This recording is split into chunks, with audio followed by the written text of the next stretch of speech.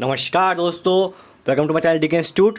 तो स्टार्ट करते हैं आज की वीडियो। आज मैं बताऊंगा आपको complete strategy UPSC EPF exam crack कैसे करें। जैसा कि हम लोग जानते हैं, आप भी जानते हैं कि केवल 3 महीने हमारे पास हैं इस एग्ज़ाम को क्रैक करने के लिए।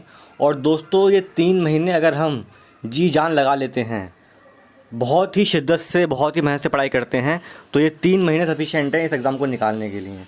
तो आखिर किस तरीके से पढ़ाई करनी है, क्या सोर्स रखें, कितना पढ़ें हम, कितना नहीं पढ़ें, वो सब बताऊंगा मैं इस वीडियो के माध्यम से।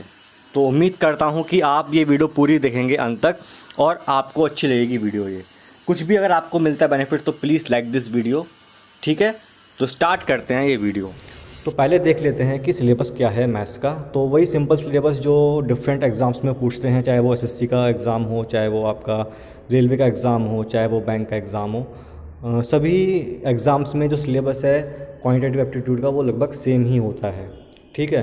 मेन चीज़ है कि जैसे हमारे पास अब बचे हैं 3 महीने, तो 3 महीने में हमें किस तरीके से पढ़ाई करनी है जिससे कम टाइम में हमारा सिलेबस पूरा मैथ्स का हो जाए और क्वेश्चन भी आराम से लग जाए। ये मैं उन सब बच्चों के लिए ही बता रहा हूँ जो मैथ्स बैकग्राउंड से नहीं है और चाहते हैं कि उनके अच्छे नंबर आ जाए मैथ्स के अंदर। तो दोस्तों, सबसे पहली बात है कि आप कुछ मत करिए मैथ्स के लिए।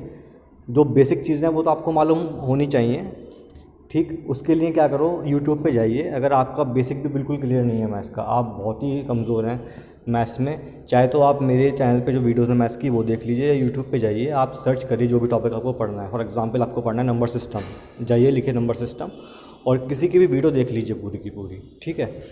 जब ये आपका पूरा चीज़ हो जाए, सपोज 20 टॉपिक है मैथ्स के, ठीक है, 20 से 25 टॉपिक होता है। Number system, profit and loss हो गया, और आपका परसेंटेज हो गया, रेशियो प्रोपोर्शन हो गया। इस टाइप से 20-25 टॉपिक होंगे। पहले नोट कर लो उसको, वो टॉपिक कौन कौन से हैं जो हमें पढ़ना है मैथ्स में। ये टॉपिक कहाँ से मिलेंगे भाई? जो भी आपके पास मैथ की बुक होगी, ऑब्वियस सी बात है, आपने अब तक मैथ्स की बुक परचेस कर ली होगी, तो उसमें 20-25 टॉपिक होते हैं मैथ्स के। वो टॉपिक लिख लीजिए। अगर आपको लग रहा है कि जो समझ में नहीं आ रहा है तो आप केवल जाके उनकी वीडियो देखिए। 2 से 3 घंटे की वीडियो बना रखी है लोगों ने, वो जाके देखिए वीडियोस को, और उससे क्या होगा, आपका बेसिक क्लियर हो जाएगा। जब आप वीडियोस देख लें, समझ लें चीज़ों को कि हाँ भाई बेसिक फॉर्मूले क्या होते हैं, किसी भी टॉपिक के फॉर्मूले लिखने के बाद अब हम उसको अप्लाई करना है। तो क्या करिए, पहले क्या करो आप, एसएससी का जो एग्ज़ाम होता है, स्टाफ सिलेक्शन कमीशन का जो एग्ज़ाम होता है 10+2 का और एमटीएस का, ठीक है, इन दोनों के जो है ना प्रीवियस 5 ईयर्स के पेपर डाउनलोड करिए, 10+2 और एमटीएस के, ठीक है। ये डाउनलोड करिए पिछले 5 साल के, और मेनली जो प्री के, ठीक है ना।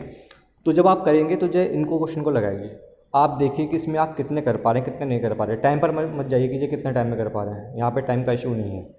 आपको देखना है कि जो आप कितने क्वेश्चन सॉल्व कर पा रहे हैं। जब ये हो जाए, प्रोसेस हो जाए, इसमें जो प्रॉब्लम आपको आती है, तो I am here to solve this problem. तो अगर कोई भी दिक्कत क्वेश्चन किसी भी क्वेश्चन में आती है तो आप मुझे कमेंट में भेजिए उस क्वेश्चन को, ठीक है। मुझे आप चाहे मेल करिए, चाहे आप मुझे कमेंट करिए, किसी भी तरीके से आप मेरे पास उस क्वेश्चन को भेजिए, मैं उसका सॉल्यूशन आपको बताऊंगा, ठीक। नो प्रॉब्लम इस चीज़ में। जब आपका ये प्रोसेस पूरा हो जाए, उसके बाद क्या करिए आप एसएससी एग्ज़ाम का ही जो है, जो सीपीओ का होता है और जो सीजीएल का होता है, ठीक है ना, सीजीएल का और सीपीओ का प्री के पेपर जो है पिछले 10 साल के, प्री के 25 क्वेश्चन पूछते हैं पिछले 10 साल के, वो डाउनलोड करिए 10 ईयर्स के, ठीक है, और वो लगाइए। दोस्तों, केवल इतना करना है मैथ्स के लिए, केवल इतना करना है आपको भाई। अगर 25 क्वेश्चन आ रहे हैं तो 25 में 50 क्वेश्चन हो गए, 50 × 10 मतलब कि 500 क्वेश्चन का ये लिस्ट बन गई, 500 क्वेश्चन ये वाले।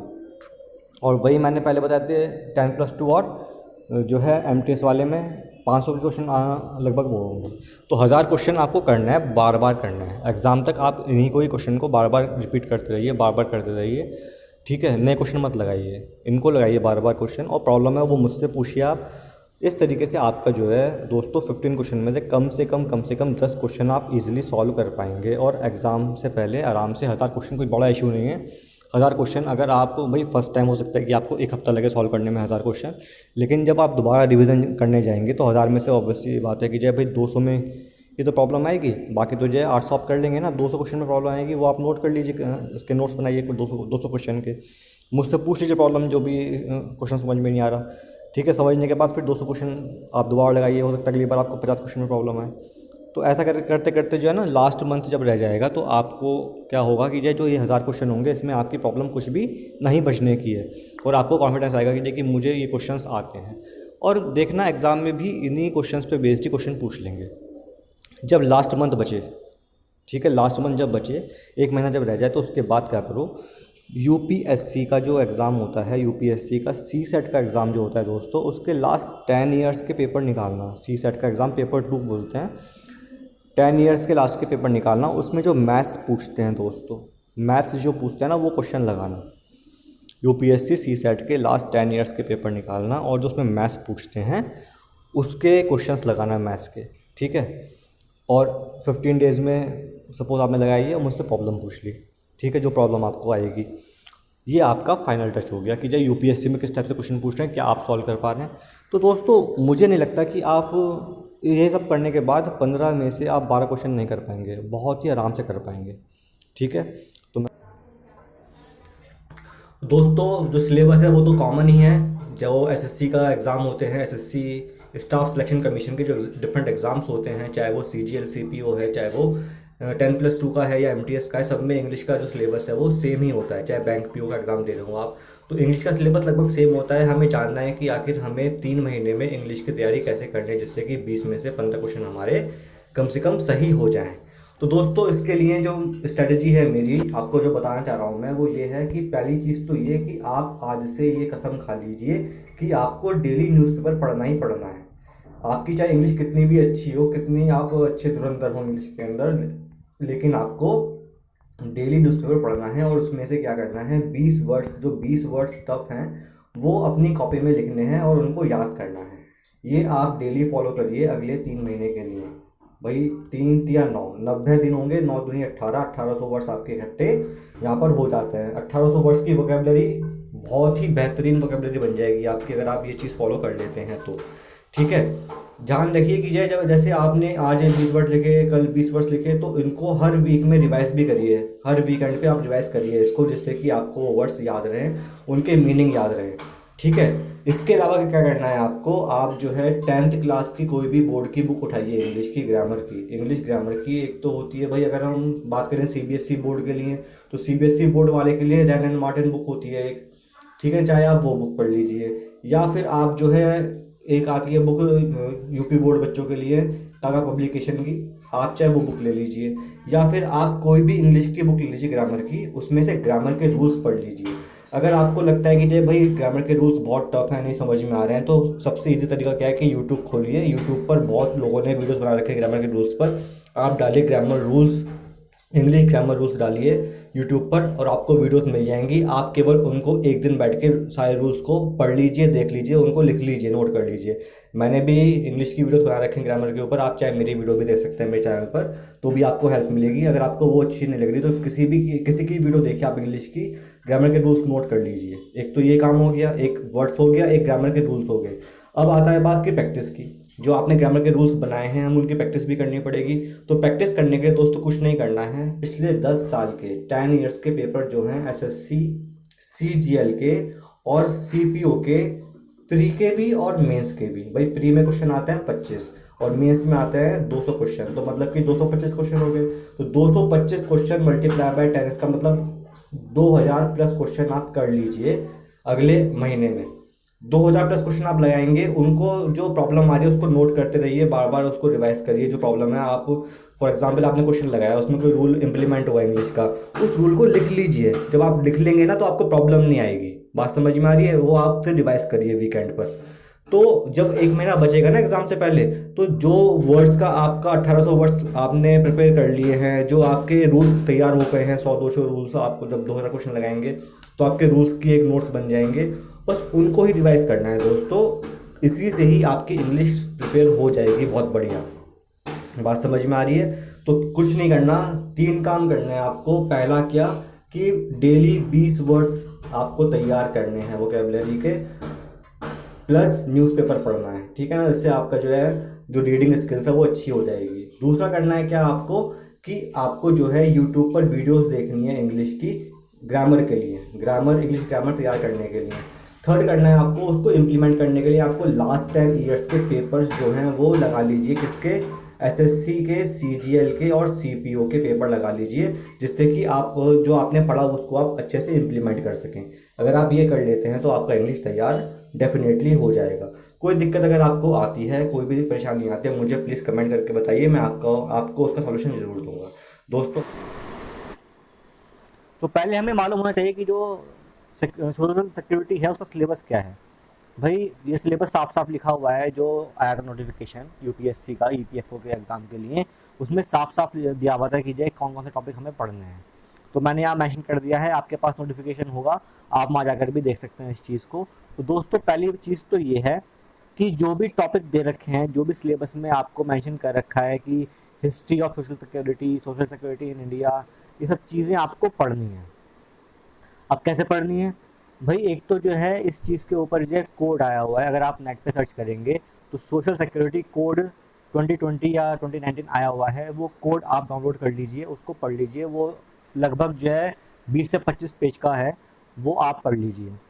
इसके अलावा क्या करो, जो भी टॉपिक दे रखे हैं वो यूट्यूब पर जाओ, उस टॉपिक को डालो और उसके विषय में वीडियो देख लो। ठीक है, गूगल पे जाओ, टॉपिक डालो और उसके विषय में जो है थोड़ा बहुत पढ़ लीजिए और उसके नोट्स बनाइए। क्या करिए उसके, ये तो सिलेबस हो गया। अब बता रहा हूँ मैं आपको विजय कि करना कैसे है। ठीक है, तो वही चीज़ है, बात करते हैं स्ट्रैटेजी की। तो भाई मेरा मतलब कहने का ये है, जो भी आपका सिलेबस है, सिलेबस को रखो हैंडी। ठीक है, तो पहली चीज़ करनी है, हर टॉपिक के ऊपर क्या करो, यूट्यूब पर जाकर आप जो है उसकी वीडियो देखो, जिससे आपको आइडिया लगे आखिर ये टॉपिक है क्या, इस टॉपिक में मतलब पढ़ना क्या है, हमें क्या चीज़ पूछते हैं। वो सब चीज़ें आपको वीडियोस में, बहुत सारे टीचर्स हैं यूट्यूब के ऊपर, उन्होंने बता रखा है, आप उसको पढ़िए। ठीक है, और बहुत बड़ा सिलेबस नहीं है इसका। मैं समझता हूँ कि जो है अगर आप डेली मतलब जो है 10 घंटे पढ़ रहे हैं, तो जो है 2 दिन में आप यूट्यूब पे सारी वीडियोस देख लेंगे इस टॉपिक के ऊपर। ठीक है, जब आप देख लेंगे 2 डेज़ में, तो उसके बाद क्या करना है आपको, हर टॉपिक के ऊपर जो है गूगल सर्च करिए। और क्या है, गूगल सर्च करेंगे जब ना, तो लिखना, जैसे माना कि आप लिख रहे हो मैटरनिटी बेनिफिट एक्ट, ये लिख रहे हो, आगे लिखना है यूपीएससी। तो आपको जो है यूपीएससी की जो वेबसाइट्स हैं अच्छी अच्छी, जैसे दृष्टि आईएएस हो गया है, या बायजूस हो गया है, या इनसाइट आईएएस हो गया, इन्होंने जो आर्टिकल डाल रखे हैं वो खुल के आ जाएंगे। उस आर्टिकल का जो है प्रिंट आउट निकाल लीजिए आप, जो या फिर जो है अपने जो आपने नोट्स बनाए हैं वो नोट्स में आप उसको नोट कर दिया आखिर उन्होंने क्या दिया है, उनके मेन पॉइंट्स। तो आपके पास क्या होगा, हर पॉइंट के कुछ पॉइंट्स आपके पास होंगे, जो भी आपको सिलेबस दे रखा है, जो भी आपको सिलेबस दे रखा है ना यहाँ पे। फॉर एग्जांपल जो है ईएसआईसी एक्ट क्या होता है, जो भी है ईएसआईसी एक्ट क्या होता है।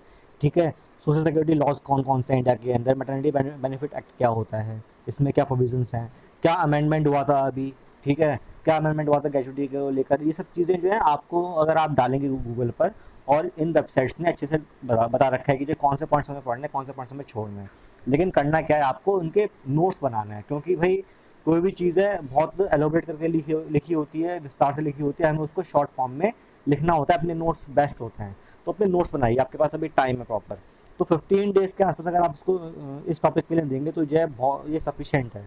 ठीक है, तो पहला काम है कि यूट्यूब पे आप वीडियोस देखिए, कुछ थोड़ा आइडिया होगा, ये केवल आइडिया लेने के लिए है।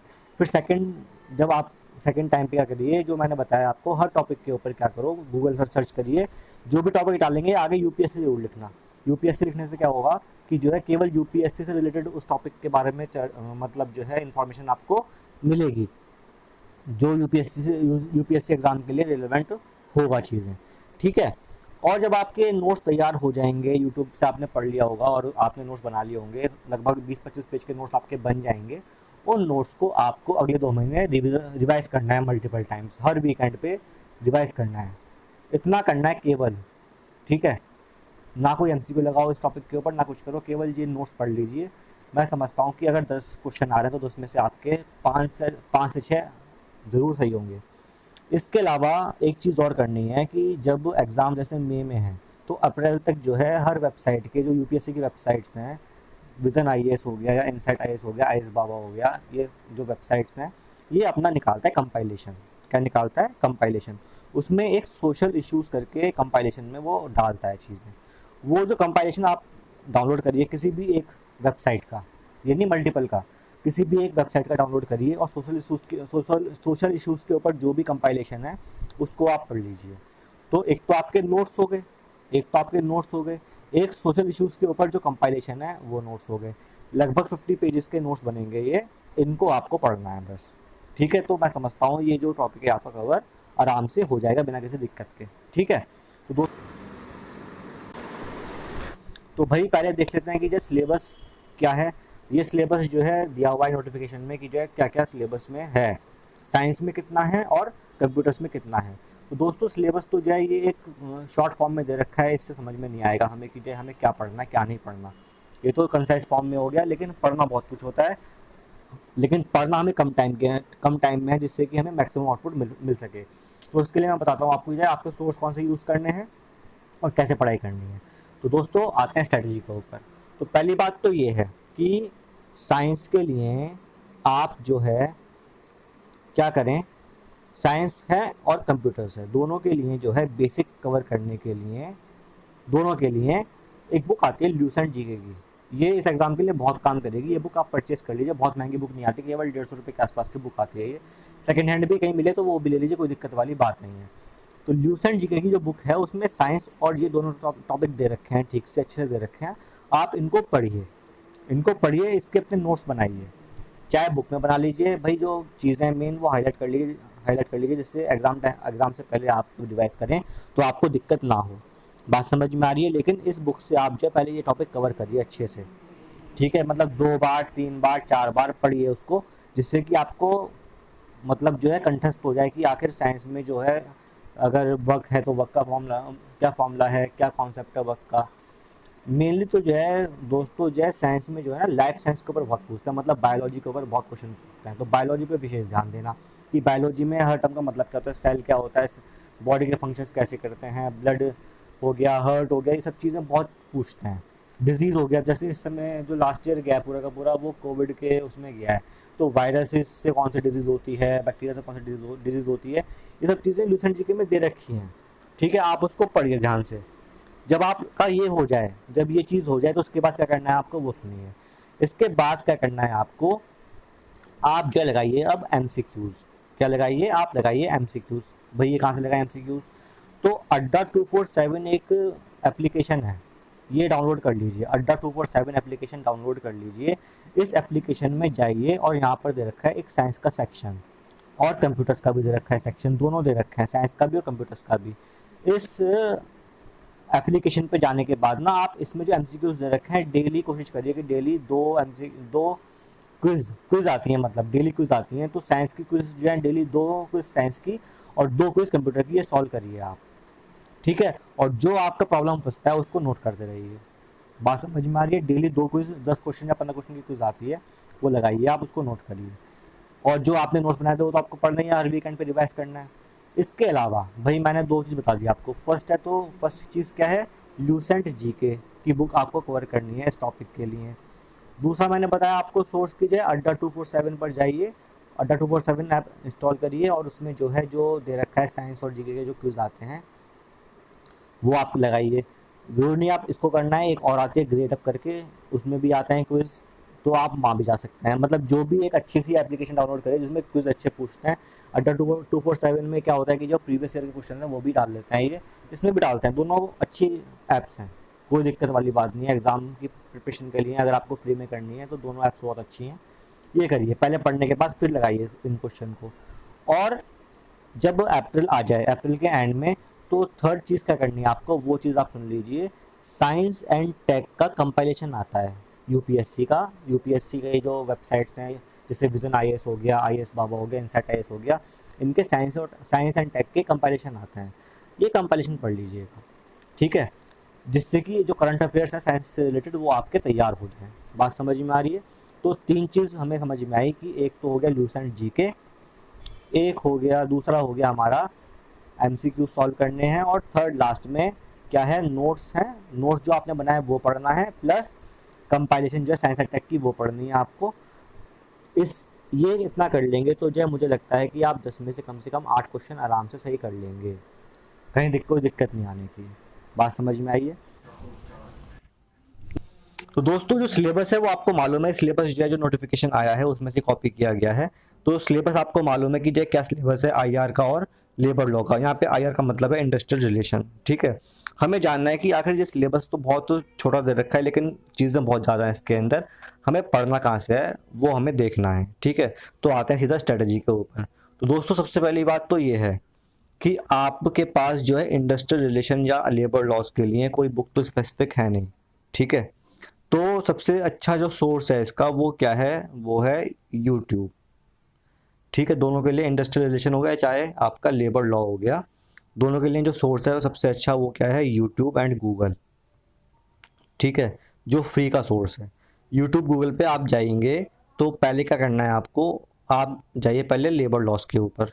लेबर लॉस आप डालेंगे तो लेबर कोड आया था अभी 2019 में आया था, नया लेबर कोड आया था। ठीक है ना, आपको जो है वो जो लेबर कोड है पहले वो पढ़ लेना है कि आखिर क्या क्या चेंजेस किए, क्या अमेंडमेंट किए थे गवर्नमेंट ने नए लेबर कोड के अंदर। ग्रेच्युटी बिल पास किया था नया। ठीक है, जो आपका वर्किंग आवर्स है उसमें चेंज किया था, कंपनीज को कुछ छूट दी गई थी जिससे कि जो है ईज ऑफ डूइंग बिजनेस हमारा अच्छा हो जाए, उसमें रैंकिंग, ये सब चीज़ें की गई थी गवर्नमेंट के द्वारा। वो हमें देखना है कि आखिर क्या चेंजेस किए गए थे, वो हमें याद करना है। तो सबसे अच्छा सोर्स है, क्योंकि ये क्या है, एक टॉपिक ऐसा है, कोई बुक तो इसके ऊपर स्पेसिफिक है नहीं हमारे पास। ठीक है, और केवल इसी एग्ज़ाम में ये मेनली पूछते हैं इस टॉपिक को।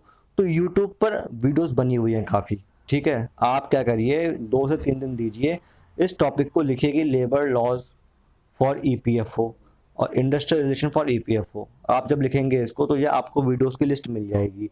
आप वो वीडियोस देखिए कायदे से, उनके नोट्स बनाइए, नोट्स बनाइए उसको, वो ही आपका जो है सोर्स बन जाएंगे जो जिससे आपको पढ़ना है। ठीक है दोस्तों, जब आप ये नोट्स बन जाएंगे आपको, आप वीडियोस देख लेंगे तो उसको आप फिर मल्टीपल टाइम्स रिवाइज करिए। ठीक है, मल्टीपल टाइम्स रिवाइज करिए उसको, जो भी करंट चीज़ें हैं उसको आप ध्यान रखिए। ठीक है, जो भी नए चेंजेस आ रहे हैं, भाई कोई स्टेट है, जैसे आपको मालूम हो कि जो कोविड के दौरान जो है क्या हुआ था, जब माइग्रेशन हुआ वर्कर्स का तो डिफरेंट स्टेट्स ने अपने जो लेबर लॉज उसमें चेंज किया।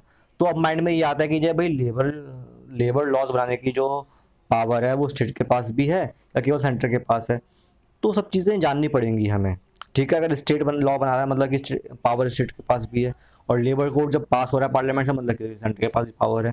तो आखिर ये कांग्रेस लिस्ट में आता है या नहीं आता है, हमारा जो डीपीएसपी है, ठीक है, जो डायरेक्टिव प्रिंसिपल्स हैं, आखिर उसमें क्या प्रोविजंस दिए गए हैं लेबर को लेकर। ठीक है, पास्ट में जो है जैसे अंग्रेज़ हमारे देश में आए थे तो उन्होंने बहुत एक्सप्लॉइट किया था लेबर्स को, तो उन्होंने क्या लॉज बनाए थे, कौन कौन सी ऑर्गेनाइजेशन थी हमारे इंडिया के अंदर जब हमारा देश आज़ाद नहीं हुआ था लेबर के ऊपर। ठीक है, जो बाद में जो है जिन्होंने बहुत काम किया। ठीक, तो ये सब चीज़ें हमें जाननी है। थोड़ा टॉपिक जो है ये डीप में पढ़ने का है। डीप का मतलब मेरा ये है कि देखिए आपको बिफोर इंडिपेंडेंस से लेकर अब तक जो है क्या क्या चेंजेस आए हैं वो सब चीज़ें देखकर पढ़नी है। कहाँ से पढ़नी है, कैसे पढ़नी है, वो हमें चलेगा पता यूट्यूब से। ठीक है, और गूगल से। देखो मैं बताऊँ आपको तरीका, अगर आप आएंगे तो पहले आप स्टार्ट करिए इसको भाई, इंडस्ट्रियल जो मतलब जो है रेवोल्यूशन है फर्स्ट, वो अराउंड 1750 के आसपास शुरू हुआ था ब्रिटेन में। आप जानते हैं इस चीज़ को। ठीक है ना, तो ऑब्वियसली बात है जो लेबर की जो मतलब टॉपिक है या लेबर का जो सोचना है वो इसी सन से स्टार्ट हुआ होगा। ठीक है, इंडिया में भी हम जो है हम देखें अगर तो जो अंग्रेज आए थे वो इसी सन के आसपास आए थे। ठीक है, जो सही से मतलब जो 1757 के बाद जो प्लासी का युद्ध हुआ था तब उसके बाद से जो उन्होंने एक्सप्लोर करना शुरू किया था, तो तभी से कुछ लॉ बनने शुरू होंगे। जो चार्टर एक्ट आया था भाई, हम जानते हैं कि जो है 1813 का है, उससे पहले 1791 का है, जो भी है। अगर मैं डेट्स में गलत तो जो आप मुझे माफ़ करिएगा, लेकिन जो भी आए थे चार्टर एक्ट्स आए थे, जो भी लॉस पास किए, तो उसमें क्या क्या प्रोविज़न आए थे लेबर को लेकर, आपको वो स्पेशली लिखना है अलग से।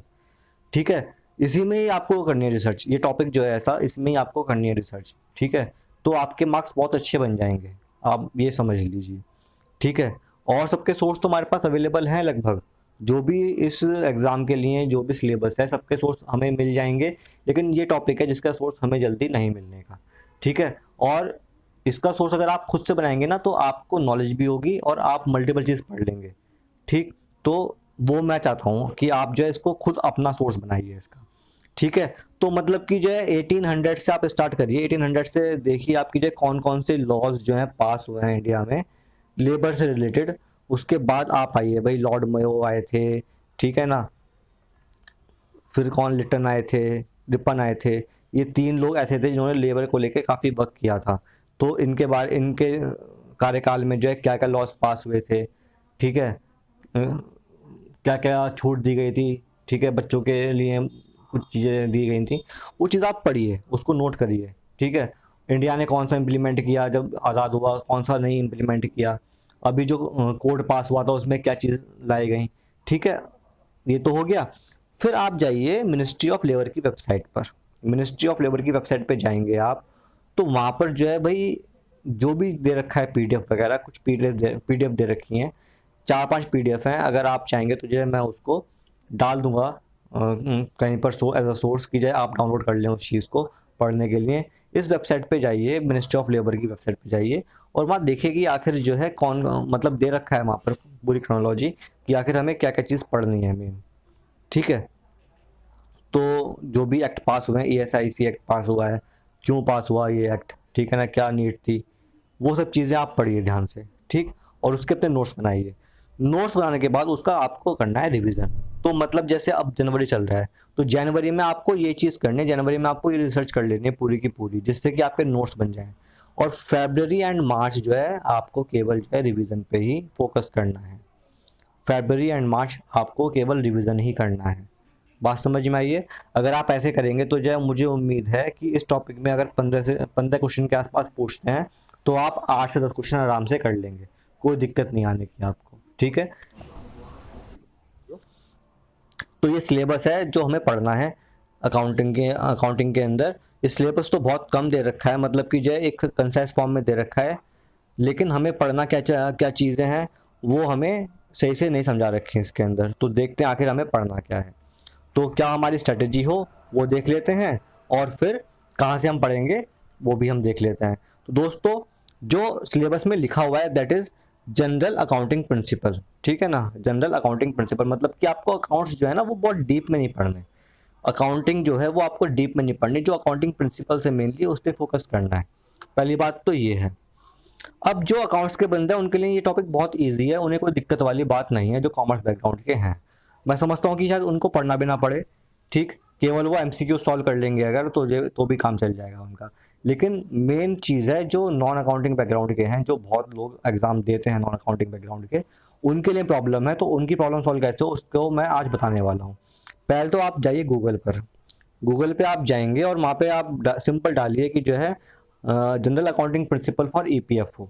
जब आप डालेंगे तो जो है एक लिंक खुल के, मतलब जो है जो डिफरेंट लिंक्स आते हैं उसमें एक लिंक होगा जिसमें 40 पेजेस का PDF है अकाउंटिंग का। 40 पेजेस का PDF है वो, आप उसको डाउनलोड करिए। अगर आपको ना मिले ये मुझे कमेंट करिए, मैं इसको जो है लिंक शेयर कर दूंगा इसका जो है अपना कमेंट सेक्शन में ही, जिससे कि आप इजीली डाउनलोड कर सकते हैं। बात समझ में आ रही है? ये 40 पेज का जो PDF है ना, आप इसको पढ़िए, इसके अपने नोट, इसको समझिए, हर टर्म को समझिए। जो टर्म प्रॉब्लम कर दिया उसको यूट्यूब पर जाइए, वहाँ सर्च करिए कि क्या मतलब है उस चीज़ का। For example ledger, general, book keeping, debit, credit, ये ऐसे वर्ड्स होंगे जो आपके लिए नए होंगे या आपको समझ में नहीं आते होंगे, ठीक है। डेबिट कब करना है, कब करना है क्रेडिट करना, ठीक है ना। अकाउंटिंग प्रिंसिपल्स क्या होते हैं, ठीक, गोइंग कंसर्न हो गया है, बहुत सारे प्रिंसिपल्स हैं जो हमें पढ़ने हैं इसके अंदर। तो जो भी आपको टर्म लगता है ऐसा कीजिए कि भाई ये सर से ऊपर जा रहा है, तो उसको जाने मत दीजिए सर से ऊपर। यूट्यूब पर जाइए, वो केवल टॉपिक लिखिए और उस टॉपिक पर जो है जो अकाउंट्स, मतलब जो वीडियोज आएंगी वो आप पढ़िए, देखिए कि आखिर उसका मतलब क्या है। अकाउंटिंग बहुत टफ सब्जेक्ट नहीं है। सोचिए कि जो जब आप पढ़ रहे हो ना तो उसको रिलेट करिए कि आप अपने दिनचर्या वाले काम से। फॉर एग्जाम्पल आप भी तो अपना अकाउंट्स बनाते होंगे भाई, कोई भी व्यक्ति है वो बिना अकाउंट्स के नहीं चल सकता।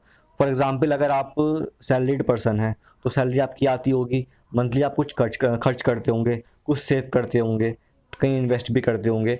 ये सब चीज़ें अकाउंटिंग का ही पार्ट होता है, ठीक है। जो जो सैलरीड पर्सन नहीं है, जो सिंपल है, तो वो देखते होंगे उनके फादर कैसे खर्च कर रहे हैं, कैसे सेव कर रहे हैं, सब चीज़ देखते होंगे ना। माना कीजिए कि इसमें दिक्कत आए तो जो आपके घर के आसपास कोई शॉपकीपर है, वो उसकी इमेज अपने माइंड में रखेगी। सपोज मेरी एक शॉप है, किराने की शॉप है, तो मुझे क्या करना पड़ेगा। तो मतलब जो भी प्रिंसिपल आप पढ़ें, जो भी चीज़ पढ़ें अकाउंटिंग के अंदर, तो जो है उसको एग्जाम्पल के थ्रू पढ़ना, तो आपको अच्छे से समझ में आएगा। अगर आप एग्जाम्पल से नहीं पढ़ेंगे आप और नहीं करेंगे रिलेट, तो आपके माइंड में वो बहुत दिन तक नहीं रहने का। ये अब मेन बात है, ठीक है ना। कोई भी चीज़ पढ़े अकाउंटिंग के अंदर तो उसको रिलेट करिए लाइव एग्जाम्पल से, क्योंकि अकाउंटिंग में लाइव एग्जाम्पल बहुत सारे मिल जाते हैं। बात समझ में आई? तो पहली चीज़ तो ये है कि देखिए आपको वो 40 पेज की पीडीएफ पढ़नी है। इसके अलावा अगर आपके पास टाइम है दोस्तों, तो एक और बुक है, आप जाइए वेबसाइट पर, पीडीएफ ड्राइव नाम की एक वेबसाइट है, उस पर आप जाएंगे और वहाँ पर सर्च करिए अकाउंट्स। तो वहाँ पर एक बुक मिलेगी, जो बुक का नाम है वो डाल दीजिए, अकाउंटिंग फॉर नॉन अकाउंटेंट्स। ये एक बुक है, अकाउंटिंग फॉर नॉन अकाउंटेंट्स। तो ये बुक है, आप ये डाउनलोड कर लीजिए। 200 पेज की बुक है ये, बहुत मोटी बुक नहीं है, 200 पेज की बुक है। इसमें लाइव एग्जाम्पल्स के थ्रू समझा रखा है हर कॉन्सेप्ट को, आप वो पढ़ लीजिए। मैं क्यों कह रहा हूँ इतनी करने के लिए मेहनत, क्योंकि 15 क्वेश्चन आएंगे, 15 क्वेश्चन में से बहुत टफ क्वेश्चन नहीं होते हैं। अगर आप 12 क्वेश्चन सॉल्व कर सकते हैं, कर लेते हैं सही, तो समझ लो कि जो है बहुत ही बढ़िया बात है। और वो आप कर सकते हैं अगर आप ये जो मैंने बताया चीज़ें फॉलो करते हैं तो दोस्तों पहली चीज़ है कि जो आपको जो 40 पेज की पीडीएफ है वो आपको पढ़नी है। फिर अगर टाइम मिलता है, यूट्यूब से आपका काम निकल जाता है तो वेल एंड गुड है, नहीं निकलता है तो जो है फिर आपको जो है ये बुक पढ़नी है। इसके अपने नोट्स बनाइए। जो ये नोट्स बनाएंगे आप इनको रिवाइज करिए मल्टीपल टाइम्स, जितने बार आप रिवाइज कर सकते हो उतनी बार रिवाइज करिए। और एमसीक्यूज भी लगाइए। अब एमसीक्यूज कहाँ से लगाएं? एमसीक्यूज लगाइए, क्या करिए आप 11th और 12th की टीएस ग्रेवाल की बुक आती है अकाउंट्स की, टीएस ग्रेवाल की, उसमें पीछे एमसीक्यूज क्वेश्चन दे रखे हैं। तो वो एमसीक्यूज क्वेश्चन जो दे रखे हैं आप वो लगाइए, ठीक है। उसमें क्वेश्चन दे रखे हैं एमसीक्यूज के, वो लगाइए। उससे आपको आइडिया होगा कि देखिए आखिर क्वेश्चन किस टाइप से बनते हैं, क्या ऑप्शंस होते हैं, हमें कौन सा ऑप्शन चूज करना है, जिससे कि आपको दिक्कत ना हो एग्जाम में। बात समझ में आ रही है? अगर आप करेंगे ऐसा तो आप इजीली क्वेश्चन सॉल्व कर लेंगे और आराम से पेपर सॉल्व हो जाएगा आपका। दोस्तों जो सिलेबस दिया हुआ है नोटिफिकेशन में वो मैंने यहाँ पर लिख दिया है, आप इसको पढ़ सकते हैं। जो सिलेबस है वो कॉमन है, जो यूपीएससी का सिलेबस है प्रीलिम्स का, चाहे वो मान लीजिए चाहे एसएससी का सिलेबस मान लीजिए, सिलेबस तो कॉमन ही होता है। मेन चीज़ है कि हमें पढ़ना क्या है वो जानना है। तो देखते हैं स्ट्रेटजी क्या है हमारी, क्या पढ़ना है हमें, कहाँ से पढ़ना है, जिससे कि कम टाइम में, जैसा कि हम जानते हैं केवल 3 महीने रह गए हैं, तो 3 महीने में हमें किस तरीके से जो है अपना सिलेबस कवर करना है और जो क्वेश्चन आएंगे उनको सॉल्व करना है, वो चीज़ देख लेते हैं। तो पहली बात तो ये समझनी कि जो इकोनॉमिक्स टॉपिक है, इकोनॉमिक्स जो है वो एक डायनामिक टॉपिक है, ठीक है ना। मतलब कि ऐसा नहीं कि देखिए आप कोई बुक पढ़ लेंगे और आपका सिलेबस कंप्लीट हो गया। फॉर एग्जांपल पॉलिटी है, पॉलिटी का पता होता है कि देखिए भाई एक बुक पढ़ ली हमने, और अगर हमें वो कॉन्सेप्ट मालूम है, बुक मतलब जो वो हमने ठीक से पढ़ लिया है, लाइक लक्ष्मीकांत पढ़ ली हमने पूरी की पूरी, तो जो क्वेश्चन उसके इर्द गिर्द हमारे मिल जाएंगे। या अगर हम बात करें मॉडर्न हिस्ट्री की, तो जो आपने स्पेक्ट्रम पढ़ ली या फिर जो है विपिन चंद्रा पढ़ ली, तो मालूम है कि देखिए भाई क्वेश्चन इसके इसमें से आएंगे या इसके इर्द गिर्द आ जाएंगे। लेकिन इकोनॉमिक्स क्या है, ऐसा नहीं है। इकोनॉमिक्स के लिए वैसे मेन तो जो एनसीईआरटी होती है 11th-12th की, लेकिन ऐसा नहीं है, क्योंकि क्या होता है कि देखिए इकोनॉमिक्स डिपेंड करती है कि देखिए डे टू डे लाइफ में या फिर जो पिछले 1 साल में हमारी कंट्री में क्या क्या चीज़ें चेंजेस हुई हैं इकोनॉमिक बेसिस पर, ठीक है। आरबीआई की क्या पॉलिसी आई है, जो आपकी फाइनेंस मिनिस्ट्री है उसने क्या डिसीजन लिए हैं, क्या स्कीम्स निकाली हैं, ठीक है। क्योंकि बहुत पूरी देश की अर्थव्यवस्था डिपेंड करती है इकोनॉमिक्स टॉपिक के ऊपर ही, ठीक। ये लाइन मैंने कुछ गलत बोल दी है। मेन चीज़ आप समझ रहे हैं मेरी बात को कि देखिए इकोनॉमिक्स जो है एक टॉपिक ऐसा है जो हमें एज अ करंट अफेयर्स तैयार करना पड़ेगा, ठीक।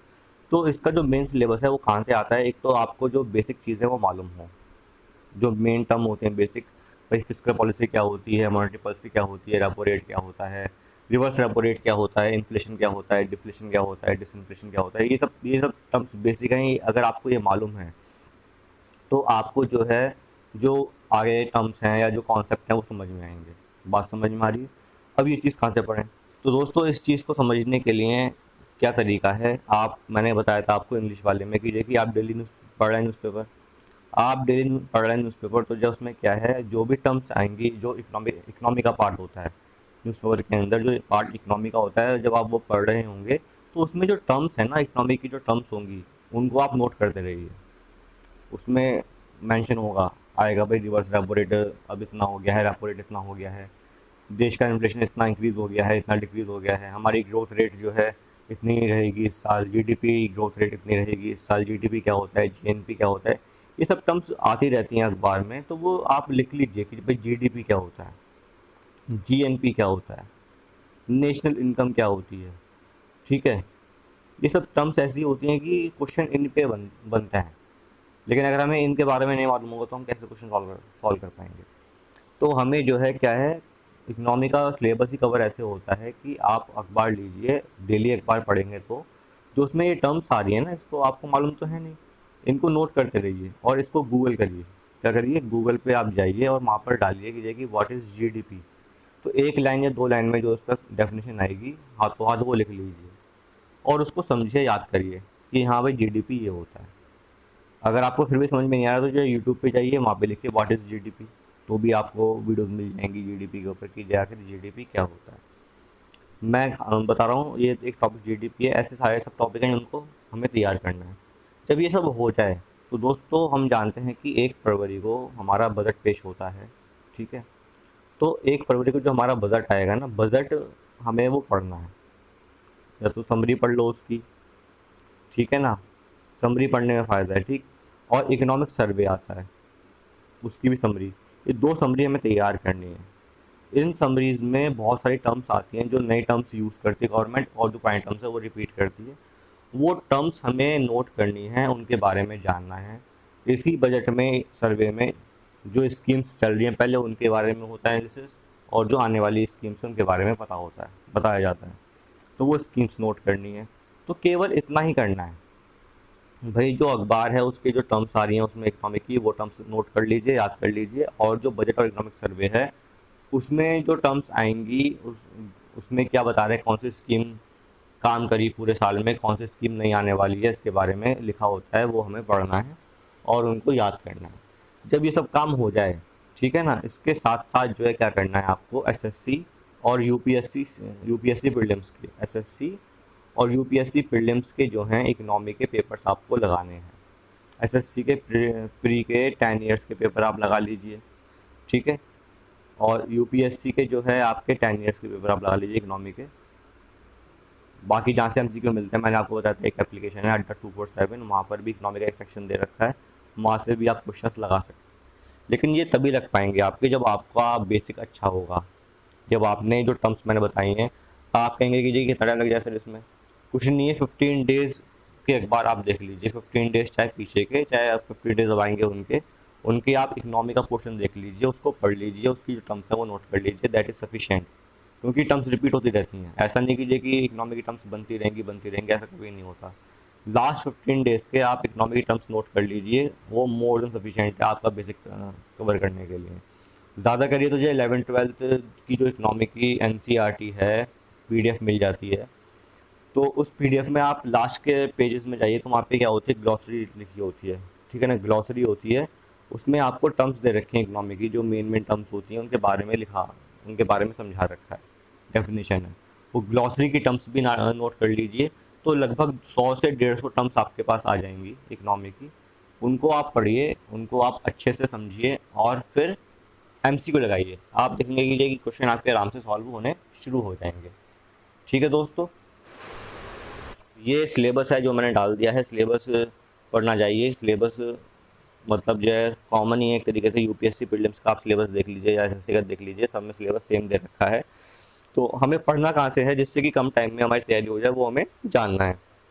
तो आते हैं स्ट्रेटजी पे डायरेक्टली कि हमें कहाँ से पढ़ना है। तो दोस्तों पॉलिटी अगर हम देखें तो जो कहते हैं भाई लक्ष्मीकांत बाइबल है, लेकिन लक्ष्मीकांत पढ़ने के लिए ही हमें चाहिए 1 महीना, अगर हम पहली बार पढ़ रहे हैं तो वो टाइम तो हमारे पास है नहीं। तो आप क्या करिए, ल्यूसेंट जीके की बुक आती है, ल्यूसेंट की एक बुक आती है, ल्यूसेंट की बुक लीजिए और उसमें जो पॉलिटी का सेक्शन है आप उसको पढ़िए। केवल ल्यूसेंट की जो बुक है उसमें से पॉलिटी पढ़िए और पॉलिटी तैयार करिए। उसमें से जो टर्म्स हैं, जो आर्टिकल्स हैं, उनको याद करिए। जो शेड्यूल्स दे रखे हैं, किस शेड्यूल में क्या चीज़ दे रखी है, किस पार्ट में क्या दे रखा है, वो याद करिए। क्या अमेंडमेंट है, ये मेन चीज़ बता रहा हूँ मैं आपको भाई। आर्टिकल्स जो मेन है वो फंडामेंटल राइट में कौन से आर्टिकल्स आते हैं, फंडामेंटल ड्यूटीज़ में कौन से आर्टिकल्स आते हैं, डीपीएसपी में कौन से आर्टिकल्स आते हैं, ठीक है। ये सब चीज़ें आपको होनी चाहिए मालूम। डीपीएसपी तो बहुत इंपॉर्टेंट है इस एग्ज़ाम के लिए। डीपीएसपी पे एक क्वेश्चन पक्का आता है कि किसी भी आर्टिकल पे जो डीपीएसपी के अंदर है उसमें तो क्वेश्चन आपसे पूछेंगे। बात समझ में आ रही है? तो जो आर्टिकल्स हैं मेन मेन वो आपको याद करना है, जो अमेंडमेंट्स हुए हैं भाई 42 अमेंडमेंट, ठीक है 44 अमेंडमेंट, अभी जो है 100 हुआ था, 101 हुआ था, 102 हुआ था, ये अमेंडमेंट। तो जो मेन अमेंडमेंट्स हैं वो आपको पक्के अच्छे तरीके से याद करना है। जब आपका ये सब हो जाए, ठीक है, ये बुक पढ़ने के लिए इतना मेरे ख्याल से 20 पेज होंगे इसके, 2 से 3 दिन मान लो लगेंगे इसको पढ़ने के लिए। 3 दिन में आप ये कवर करने के बाद आप आइए आप एमसीक्यू लगाने पर। जो एसएससी सीजीएल प्री के एमसीक्यूज हैं वो आप लगाइए, और यूपीएससी के जो एमसीक्यूज हैं, यूपीएससी प्रीलिम्स के जो एमसीक्यूज हैं प्रीलिम्स पेपर में जो आए थे पिछले 10 साल के, वो आप लगा लीजिए, ठीक है। टाइम मिलता है तो लक्ष्मीकांत की बुक लीजिए, पीडीएफ मिल जाएगी आपको लक्ष्मीकांत की बुक के। जो पीछे दे रखे हैं ना, पीछे लगभग 2000 क्वेश्चन दे रखे हैं, 2000 एमसीक्यूज दे रखे हैं लक्ष्मीकांत की बुक में। ये अगर आप लगा लेंगे तो समझ लो पॉलिटी के जो 6 क्वेश्चन आने वाले हैं कहीं नहीं रुकने वाले आपके। अगर आप लक्ष्मीकांत की बुक के पीछे जो 2000 क्वेश्चन दे रखे हैं एमसीक्यूज के, अगर आप लगा लेते हैं उनको, तो पॉलिटी के आप सारे क्वेश्चन कर पाएंगे। बात समझ में आई। लेकिन स्टार्ट करना है कहाँ से? एसएससी के क्वेश्चन से, फिर यूपीएससी प्रीलिम्स के क्वेश्चन पे आओ, उसके बाद लक्ष्मीकांत पे आना है। ऐसा नहीं कीजिए कि आप रिवर्स कर लो। बात समझ में आई। और उससे पहले पढ़ना है ल्यूसेंट जीके की बुक, जिससे कि आपको कॉन्सेप्ट क्लियर हो जाए। एक बात और कि जो ये बुक है, ये जो नोट्स हैं जीके के, ल्यूसेंट के जो नोट्स हैं पॉलिटी के, आप इसको हर हफ्ते रिवाइज करिए। इसको एवरी वीक रिवाइज करिए, जिससे कि जो मेन मेन चीज़ें हैं वो आप भूलें ना। पॉलिटी में दिक्कत ये होती है कि मैनिपुलेट करके आपको जो दिया होता है क्वेश्चन, तो हम मतलब मालूम नहीं कर पाते कि आखिर इसमें ऑप्शन कौन सा होगा। यूपीएससी का यही है कि वो एक क्वेश्चन देता है, उस पर 3-4 ऑप्शन दे देता है, या फिर ऑप्शंस को मैनिपुलेट करता है, जिससे कि हमें आइडिया नहीं लग पाता कि आखिर इसका आंसर क्या होगा। वो तभी पॉसिबल है जब आपको फैक्ट्स याद होंगे। जो फैक्ट्स हैं पॉलिटी के, वो अगर आपको याद हैं, अच्छे से आपने पढ़े हैं, तो आप आराम से जो क्वेश्चन का जो मीनिंग है समझ पाएंगे, और जो ऑप्शन है उनके मीनिंग भी समझ पाएंगे आराम से। तो दोस्तों उम्मीद करता हूँ कि जो मैंने बताया आपको पॉलिटी के बारे में, आपको समझ में आया होगा। में से ही लगभग जो है 12 क्वेश्चन आए थे, ध्यान देना 12 क्वेश्चन आए थे इसी टॉपिक से, तो हमें इसको हल्के में नहीं लेना। सिलेबस जो है, मेन बात यह है कि हिस्ट्री में जो पूछता है ईपीएफओ के अंदर, वो पूछता है आपका इंडियन फ्रीडम स्ट्रगल। इसका मतलब ये है कि 1857 के बाद जो चीज़ें हुई हैं वो चीज़ पूछेगा, ठीक है। लेकिन इसमें कुछ दे रखा है, आप देखो ब्रिटिश एक्सटेंशन के बारे में दे रखा है, कार्नेटिक वार्स जो है, इन्वेजन ऑफ बंगाल, मैसूर, ये सब चीज़ें दे रखी हैं। तो मैं समझता हूँ कि जो 1757 जो प्लासी का युद्ध हुआ था, बैटल ऑफ प्लासी जो हुआ था, उसके बाद से जो है अगर आप पढ़ेंगे अब तक का, that is covers in the syllabus, वो सब सिलेबस के अंदर आएगा। अब कहाँ से पढ़ेंगे भाई? स्पेक्ट्रम की बुक तो समझ लो बाइबल है। स्पेक्ट्रम की अगर आप बुक करते हैं, स्पेक्ट्रम में दे ही रखा है इस ईयर से आगे तक का दे रखा है, तो स्पेक्ट्रम की बुक, लेकिन वो पढ़ने में टाइम लग जाएगा भाई। 800 पेज की बुक कैसे पढ़ोगे? तो सबसे अच्छा तरीका इसका क्या है कि कहाँ से पढ़ना है हमें, तो आते हैं स्ट्रेटजी पर। आप लीजिए ल्यूसेंट की बुक जीके की, ल्यूसेंट बुक लो भाई। एक ही बुक है ये, मैं कह रहा हूँ बार बार, 150 रुपये के आसपास की बुक आती है ये, तो आप समझ लो इस एग्जाम के लिए रामबाण है। ये बुक लीजिए जीके की, ठीक है। उसमें से जो है मॉडर्न हिस्ट्री का पार्ट है, उसमें भी पार्ट डिवाइड कर रखे हैं, मिडिवल है, एशियंट है और मॉडर्न है। तो मॉडर्न हिस्ट्री का आप पार्ट उठाइए इस बुक में से और पढ़ लीजिए, ठीक है। जो उसमें सब दे रखा है, क्रोनोलॉजी मेन इंपॉर्टेंट है कि किसके बाद क्या हुआ था, वो पढ़ लीजिए, ठीक है। कौन कौन से जो है वाइसराय आए थे, क्या एक्ट पास हुए, ठीक है, कौन सा एजुकेशन के लिए इनिशिएटिव लिया गया, कौन सा लेबर के लिए इनिशिएटिव लिया गया हमारी हिस्ट्री के अंदर, ठीक है। कौन कौन सी बनी ऑर्गेनाइजेशन बनी थी, कांग्रेस कब बनी थी, सेशन कब हुआ था कांग्रेस का, क्या मेन डिसीजन हुए थे, ठीक है। सत्याग्रह कौन आंदोलन जो हुआ था, चंपारण वगैरह, बारडोली वगैरह, ये सब चीज़ें हुई थी, इसमें क्या हुआ था, ये सब पढ़ना है हमें। ये सब दे रखा है इसके अंदर। जब आप ये पढ़ लेंगे, लगभग आप मेरे ख्याल से 30 पेज के आसपास का दे रखा होगा, तो 3 दिन मान लीजिए आपको लगेंगे पढ़ने में इसको, तो 3 डेज जब आप पढ़ लेंगे इसको, तो हमें लगाना है फिर एमसीक्यूज। कहाँ से? एसएससी सीजीएल का जो पेपर है, उनके जो एमसीक्यूज हैं वो आप लगाइए। ये कहाँ से मिलेंगे आपको? तो अड्डा 247 ऐप आप डाउनलोड कर लीजिए, उसमें सेक्शन है मॉडर्न हिस्ट्री का, वो आप लगाइए, ठीक है। नहीं तो ग्रेडअप है एक एप्लीकेशन, ग्रेडअप, तो वो भी आप डाउनलोड कर लीजिए, उसमें भी दे रखा है ये सेक्शन, वहाँ से आप लगाइए एमसीक्यूज। जब ये हो जाए उसके बाद आप यूपीएससी प्रीलिम्स के पेपर लगाइए। यूपीएससी प्रीलिम्स के जो मॉडर्न हिस्ट्री का जो सेक्शन है अलग से मिल जाता है, पीडीएफ मिल जाएगी फ्री में, जो है नेट पर, तो उसमें जो है यूपीएससी प्रीलिम्स के जो मॉडर्न हिस्ट्री के क्वेश्चन हैं वो लगाइए। जब ये दोनों हो जाएं दोस्तों, जब ये दोनों हो जाएं तो उसके बाद जो है आप रिवीजन करते रहिए जो आपने पढ़ा है ल्यूसेंट जीके का। जब आप ये लगाए ना एमसीक्यूज, तो जो आपको प्रॉब्लम है उसके नोट्स भी बनाते रहिए साथ साथ, जिससे कि आपको दिक्कत ना हो, बाद में आपके अच्छे नोट्स बन जाए और तैयार हो जाए आगे के लिए, ठीक है, जिससे कि रिवीजन टाइम में दिक्कत ना हो। तो जब एमसीक्यूज आप लगा लेंगे, सब कर लेंगे, उसके बाद आपके नोट्स बन जाएंगे, उन नोट्स को आप रिवाइज करिए, हर वीक में रिवाइज करिए। इस इतना कर लीजिए, इससे ही आपका जो है जो क्वेश्चंस हैं 12 में से कम 10 क्वेश्चंस आपके आराम से सही हो जाएंगे। बात समझ में आई है? तीन चीज़ आपको करनी है हिस्ट्री के लिए, ठीक है दोस्तों। दोस्तों पहली बात तो ये कि हमें करंट अफेयर्स कहाँ से पढ़ना है ये ज़रूरी है। देखिए करंट अफेयर्स का जो वेटेज है, लगभग 10 से 15 क्वेश्चन करंट अफेयर्स के आते हैं, ठीक। लेकिन ये कोई जैसा कि आप भी जानते हैं करंट अफेयर्स बहुत वास्ट होता है, ठीक। क्या क्या पढ़ेंगे ये चीज़ समझ में नहीं आती करंट अफेयर्स के लिए। तो मेरे अकॉर्डिंग क्या करो आप करंट अफेयर्स के लिए अभी से तैयारी ना करके, जब लास्ट का एक महीना बच जाए, क्योंकि हम जल्दी भूल भी जाते हैं, और ये एग्ज़ाम यूपीएससी प्रीलिम तो है नहीं जिसमें करंट अफेयर्स का हम बहुत इंपॉर्टेंस दें कि हमें मेंस भी लिखना है। एक दिन में एग्ज़ाम होगा, वो क्रैक करके फिर इंटरव्यू है। तो मेन चीज़ ये है कि हमें उतना पढ़ना है कि जिससे कि हमारे क्वेश्चंस भी निकल जाएं और जो और सब्जेक्ट हैं वो भी तैयार हो जाएं। तो लास्ट के एक महीने में आप क्या करिए, आपको करना क्या है कि एक तो जो है कंपाइलेशन जो आती हैं एक साल की पूरी, ठीक है ना, आती हैं, हर इंस्टीट्यूट निकाल देगा यूपीएससी प्रीलिम्स के लिए, क्योंकि प्रीलिम्स का एग्ज़ाम भी जो है जून में प्रपोज्ड है। तो ऑब्वियस सी बात है अप्रैल के एंड तक या फिर ये अप्रैल के स्टार्टिंग में जो है वो कंपाइलेशन आ जाएगा। तो एक साल का कंपाइलेशन आप पूरा पढ़ लीजिए, ठीक है। इसके अलावा जो है करंट अफेयर्स की कोई मैगज़ीन अगर आपको मिलती है, अगर कंपाइलेशन नहीं मिल रहा है तो जो मैगज़ीन है वो पढ़ लीजिए, कोई भी करंट अफेयर्स की मैगज़ीन जो एक साल, जिसमें एक साल के करंट अफेयर्स कवर हों। इसके साथ साथ आपको जो है यूट्यूब पर वीडियोस जो बनती हैं ईयरली कंपाइलेशन की, वो भी देख लीजिए। तो जो थोड़े बहुत कमी रह जाएगी वो वहाँ से पूरी आपकी हो जाएगी। तो दोस्तों मेनली बात करते हैं स्ट्रेटेजी की, कितना टाइम हमें देना है करंट अफेयर्स के लिए। तो अगर आप डेली डेली अगर आप आधा घंटा दे रहे हैं, कुछ नहीं करना, आप आधा घंटा आप अपना लैपटॉप या मोबाइल जो भी आप यूज़ करते हैं, जो भी आपने ऐप्स इंस्टॉल कर रखी हैं उसमें करंट अफेयर्स भी बताते रहते हैं, वो आधा घंटा आप करंट अफेयर्स पढ़ लीजिए, ठीक है ना, डेली। और फिर क्या करो आप, जब ये आपका हो जाए तो फोकस करो और सब्जेक्ट पर। करंट अफेयर से हाफ एन आवर पढ़ लिया, और हाफ एन आवर दे दो चाहे लिखने के लिए, वो टॉपिक्स जो आपने पढ़े हैं उसमें जो है आपके नोट्स तैयार होते रहेंगे। नहीं तो कोई दिक्कत नहीं है, आप आधा घंटा पढ़ने के लिए दीजिए, ठीक है। मंथली कंपाइलेशन डाउनलोड कर लीजिए चाहे, तो उसमें से आप आधा घंटा पढ़ लीजिए डेली, ठीक। तो उससे क्या होगा कि देखिए आपका पूरे मंथ का जो है करंट अफेयर्स वो कवर होता रहेगा। इसके बाद जो है क्या करिए आप, जब आपका लास्ट मंथ रह जाए, लास्ट मंथ में जो मैंने बताया अभी आपको कि पिछले एक साल का करंट अफेयर्स आप पढ़ लीजिए पूरा का पूरा, ठीक। कहाँ से पढ़ोगे, तो पीडीएफ अवेलेबल हो जाती हैं वेबसाइट पर, वहाँ से आप पढ़ लीजिए। बहुत डीपली नहीं पढ़ना किसी भी इशू को, ये चीज़ मेन ध्यान रखनी है।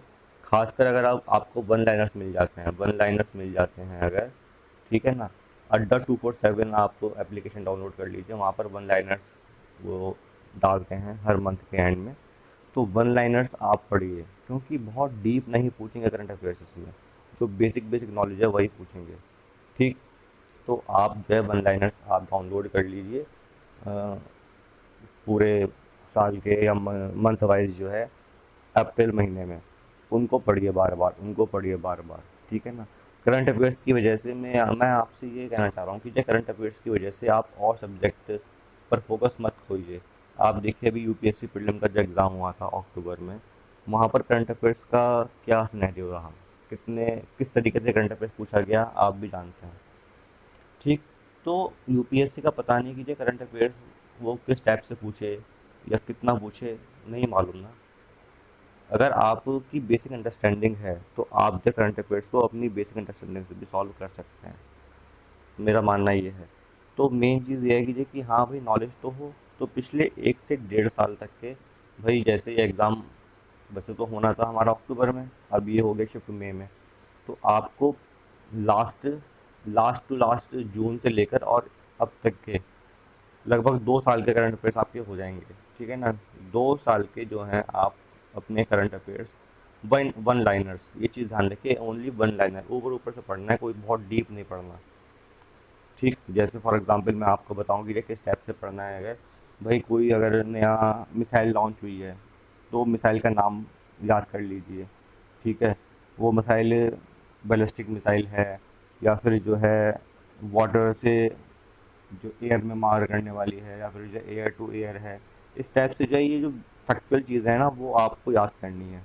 ठीक, या फिर जो है कोई नया स्कीम लॉन्च हुई है, मेनली ध्यान रखो कि स्कीम्स पर, करंट अफेयर्स बेस्ड स्कीम्स पर ही कम से कम 2 क्वेश्चंस आएंगे, कम से कम 2 क्वेश्चन स्कीम बेस्ड पर ही आएंगे।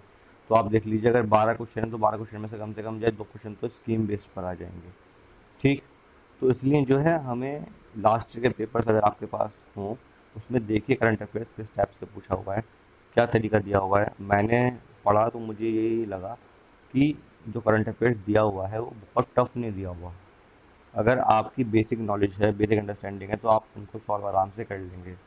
और भाई 120 क्वेश्चन आ रहे हैं, 120 क्वेश्चन में से अगर हम 90 क्वेश्चन, मैं पहले भी कह चुका हूँ, 90 क्वेश्चन अगर हम करते हैं उसमें अगर हम 5 करंट अफेयर्स छोड़ भी देंगे तो नो इशू।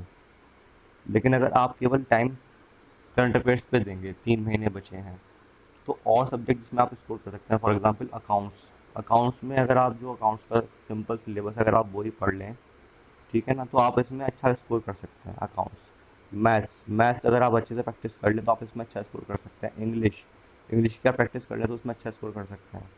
तो दोस्तों ये अकाउंट्स हो गया, 15 क्वेश्चन कम से कम आएंगे।